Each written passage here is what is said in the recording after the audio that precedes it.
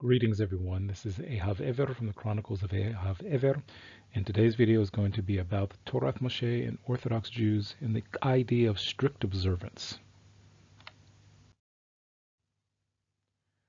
So this comes from a statement that I noticed, sometimes I make posts on Quora.com, and there was a particular statement I saw in one question when someone was asking the difference between the different types of Orthodox Jews. And someone, I guess, who's not Orthodox made the following statement that you see here. And they stated that Orthodox Jews are those Jews who perceive themselves to be the authentic continuation of Jewish tradition, as opposed to Reform and conservative movements, which are considered by them to be deviants. And then they continue to say they, meaning Orthodox Jews, are the most traditional amongst the Jews and espouse strict observance to Jewish law. Now, when I looked at this, I kind of took issue with a couple of things here. The main things being what I have noted here in highlights, especially when it says like perceive themselves to be authentic continuation of Jewish tradition. And then also the last thing, espouse strict observance to Jewish law. So I'm going to be covering this video why these statements are a problem and why they don't match what it is that any Torath Mosheh Jew or any Orthodox Jew even holds by. So let's consider a work environment where a person works at a job, especially jobs that deal with any type of machinery and any kind of production, things like that. And consider if someone were to say to you that you followed a strict regimen of the company rules or procedures, or that you perceive yourself to be like going by the rules and procedures of the company. Nobody would say that because that would just sound silly on some level because, if there are rules and procedures at work, you're not being strict by following them. You're following them because that's the way that the what method of work, that's the way it works. The rules and procedures. There are standards that, have to be held when you work in these environments. And there's no such thing as someone saying, well, I'm going to partially follow the rules and procedures of my job. It's usually either all or nothing. You usually don't walk in saying, okay, well, I'm not going to, wear safety shoes in areas where it's required to wear safety shoes, or I'm not going to wear a safety helmet or hearing equipment. You could choose to do that, but there could be consequences that come along with it just because of the nature of the work environment. And also, when you think about it, if a person says, well, I don't want to follow these rules, why even work at the job? Why even, use the title of the company as something that, you identify yourself with? So, it's one of these things where when you look at it from this perspective, there's no such thing as being strict to rules and procedures that are part of a regular environment of how you interact with the world. And second of all, compliance with internal workplace rules is considered to be a moral imperative, pretty much. It's how you demonstrate the well-being, of employees. It's how you foster a culture of safety and promote the trust within the workforce. That's just the way it's looked at. And the reality is that the Torah is the same way. The Creator of all things, according to both Torath Mosheh and Orthodox Jews, gave the Torah. So by following it, it isn't simply a person being strict to Jewish law. This just is the normal, way we operate within Jewish law. And we'll see that, and I'll probably be doing some other videos in the future about what exactly that means in more detail. So now let's deal with definitions. And pretty much most of my previous videos, quite a few of them, especially going years back, I always try to give a definition of what Torath Mosheh even is. And the definition, strictly speaking, is all ancient, authoritative, and authentic historical texts, concepts, judicial rulings, practice, and traditions that trace directly back to the singularity of the giving of the Torah at Mount Sinai, as it was transmitted from Hashem to Moshe ben Amram and all of Am Yisrael, and has been preserved by their descendants who are from the most ancient communities of Mizrahi, Temani, Sephardi, Maghrebi, and Ashkenazi Jews.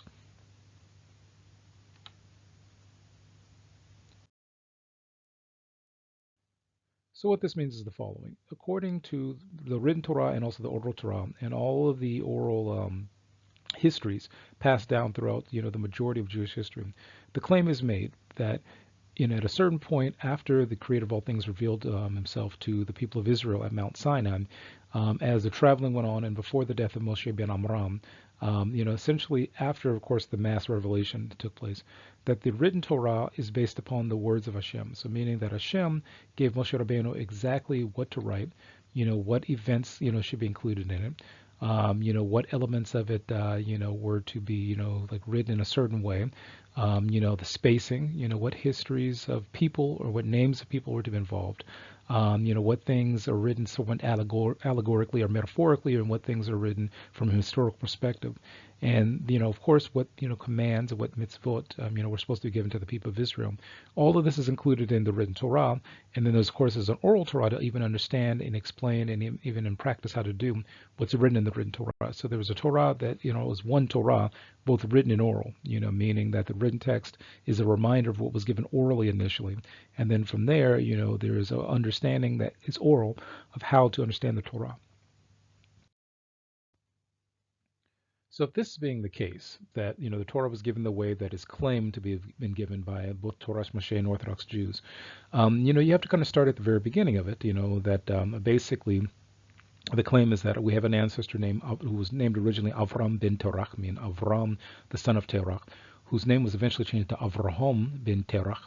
And essentially, from there, he was the first to kind of step forward and reclaim the identification that there was one source of creation that created everything, and that source of creation was Hashem. What we call Hashem. And essentially that there are no other powers along with Hashem and things like that. This pattern continued within his descendants, who continue to discuss, debate, and also transmit orally and also in written form the particular understandings that came out of both Avraham bin Terach and also the giving the Torah at Mount Sinai. These traditions, and this way of thinking, and also the reality of all this was passed from generation to generation, and from that point on, that's how you get it into the modern era, at least initially, from a certain point. So when dealing with, again, we've mentioned the written Torah, that was the text that was given by the Creator, which included the details, including spacing, including, what words to use specifically, and instructions on how it's supposed to be transmitted to future generations. And this is one of the reasons that when you look at ancient Torah scrolls, kind of like the one that you find here, which is about 800 years old, and you look at Torah scrolls that came before it, found in the Dead Sea, and you look at modern Torah scrolls, you find that they're, virtually the same. You find that at the most, in certain scrolls, there may be 14 differences. Most of them deal with like a size of a letter, same exact letter. And only in like one instance is there something that's just a minor change of definition. But that's over thousands of years of written transmission by hand, in locations where, Jews didn't have any connection to each other.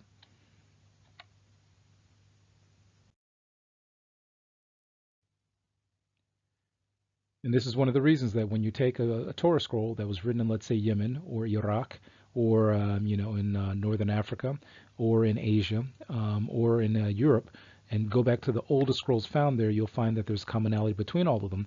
When it would make more sense, based upon the exile and the dispersion of Jews for the last several thousand years around the world, there should be huge differences between each group, especially in terms of not just the text, but the way that they do things, in terms of practice and principle.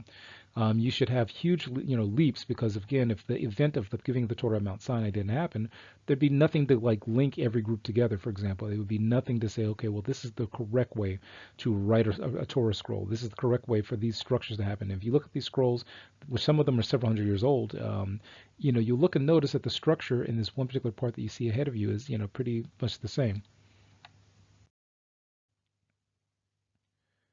So now let's deal with Torath Mosheh and Orthodox sources. What would be, for example, this commonality? If we're going to say that, for example, that this is not a matter of being strict or even thinking, that they are practicing the most ancient, authoritative, or the original Judaism, if you will, but simply they are, we would have to know, well, what is the source of Orthodox practice? What is the source of Torath Mosheh Jewish practice?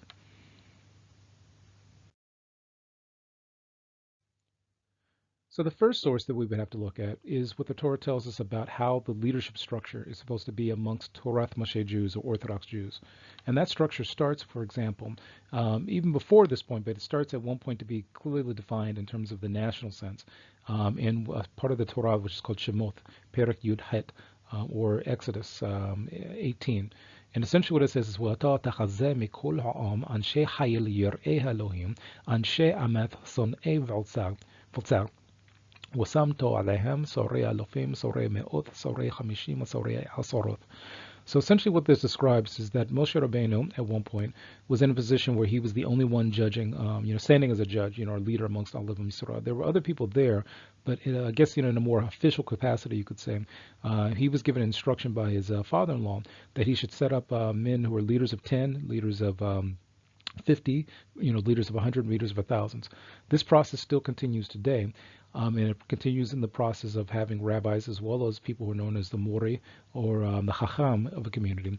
And interestingly enough, when people try to bring up a claim against the idea of having rabbis, this coming directly from the Torah, it's interesting when you look at the Tarjum, the Aramaic translation of the Torah that was made about 2,000 years ago.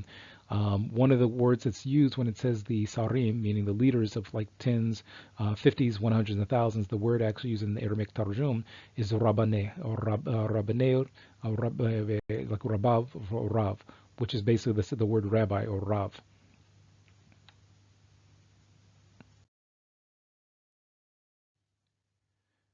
Now, another thing that's important to note is that the Torah commands that there be what's called a Beit Din Agadol or Sanhedrin, meaning that there are people called the men of Israel called Zakanim, who were the top leaders of Israel. And the definition was given in the Torah of what kind of individuals could be these leaders. And throughout Jewish history, all of the rulings that they made were basically required for all of Israel to follow. This is actually from the Torah, where Hashem actually gave a command to Moshe Rabbeinu to tell the people of Israel to place judges over themselves. And essentially, in every generation, we are supposed to have leaders who make rulings and make decisions, and along with each, for example, father of every household being a leader or a rabbi amongst the family. And in this environment, this is directly from the Torah, that this is the type of leadership that we're supposed to have.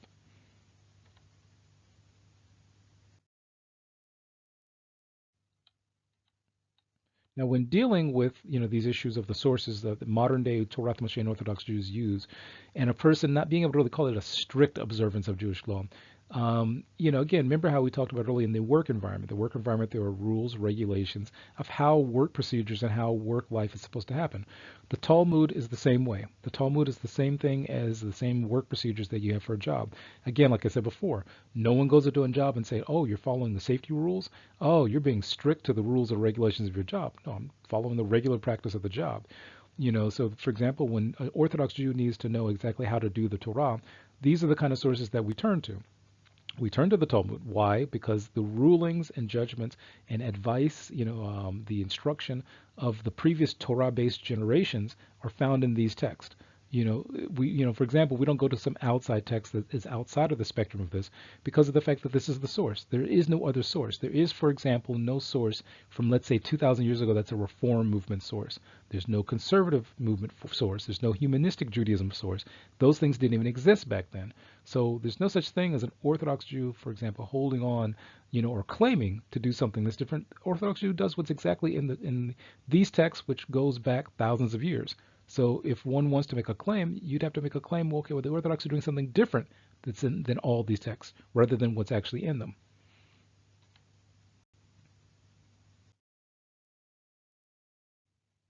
So when we look at the leadership of Jews who are Torath Moshe, or who are Orthodox, essentially what we find is a commonality amongst the leaders of all these different Jewish communities. The basic halakha, the basic Jewish law, is common amongst all Orthodox Jews from Europe, amongst all Yemenite Jews from Yemen, amongst all Mizrahi Jews from the Middle East, amongst all North African and East African Jews, amongst all Asian Jews. Essentially, what you find is a commonality between the vast majority of them, and then you find a commonality between all of them on the basic halakha. So, for example, when someone puts on tefillin, you can look at tefillin from any Jewish community and know that they're the same, even with the minor differences which are allowed in halakha. For example, such as size. Such as, how you tie a certain knot, for example. It's allowed to have those differences there, but the basic structure of a tefillin being black, of them having four compartments with certain, parts of the Torah being in each compartment, the arm being a certain way. In terms of the talit being a certain thing, in terms of, things like kashrut being a certain way, there's a basic commonality amongst all of the basic halachot that came from the Sanhedrins of the past, meaning the Supreme Courts of the Torah from the past. So when a person is an Orthodox Jew, what they're basically saying is, I hold by the rulings of the ancient Sanhedrins. If there's something that, they ruled on, I hold by that. And it's not a matter of me being strict about it. It's the regular work requirement of saying that I'm a Jew, of keeping the Torah. Anything beyond that is not, really Judaism, if you will, to begin with, because it's something that someone invented modernly to get away from those things.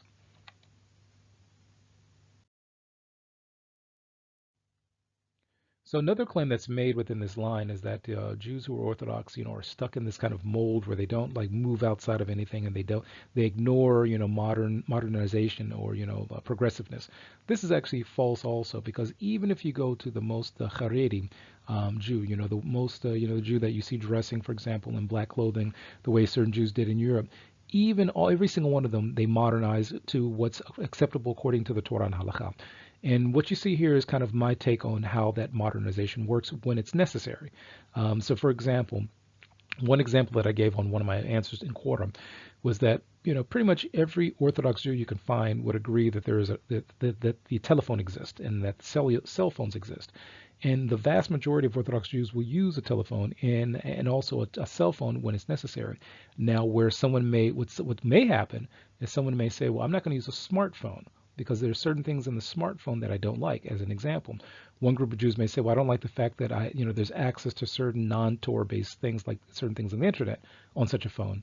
And I don't want to have that involved in my, particular way of life. So I won't use that kind of phone, but a phone that has no internet and is just used for calling and SMSs, I'll use that.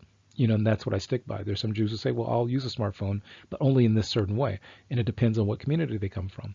There are certain people who may say, okay, well, I'm not going to, have this thing done using a machine. Rather, I'd rather have it done by hand. Or someone else can say, well, I'll have it done by machine. But every single group, accepts the fact that there is modernization. Everyone modernizes, so there's no such thing as like nobody today is living exactly the way someone was 3,000 years ago in every aspect of their lives. I mean, there's a lot of us who haven't even grown up living in survival mode the way through people were living 3,000 years ago. But we can say that when I put on my tefillin, I'm doing it the same way someone did 3,000 years ago. I can say that the Sefer Torah I have was written the way it was 3,000 years ago. I can say that, for example, when we do a kashrut, when we have kosher food, it's similar to the way it was done back then. But, there's nothing wrong with using the machines or the mechanisms of modernization in areas where the halakha allows it. Any area where the Torah forbids me from doing something, that's what I hold by because Hashem gave it, not because I'm being strict. So this is the process. And that's why I say someone can't claim that this is some almost like far out thing that they're, holding on to something, or they claim, it doesn't make any sense, because the other side of it is that someone will say, well, someone who is made up, a modern movement that has no connection to an ancient, Torah, they're making up something and they're claiming something that didn't even exist before their claim. So in summary,